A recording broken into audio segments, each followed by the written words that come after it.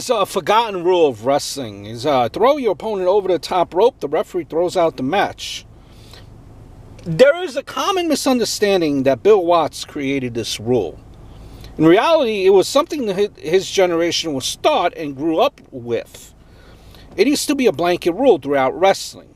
Nearly every form of wrestling was limited. If you recall, it was limited to a marked out arena.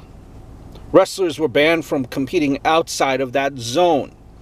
When pro wrestling moved into the rings, the ropes would become a boundary marker and a safety mechanism.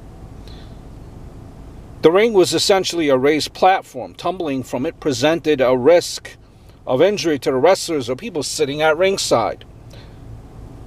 The ropes helped prevent this, with leaving the competition area being against the rules. It only made sense that someone who threw their opponent out of the ring will be disqualified. Nobody honestly knows why the rules were scaled back. The most popular assumption is because fans found fighting outside of the ring exciting.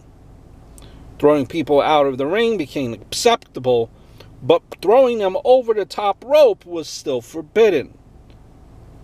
Likely because of the high risk to wrestlers and fans sitting nearby.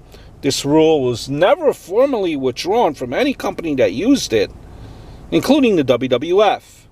They all simply stopped acknowledging it. Watts reinstated a rule in WCW in '92.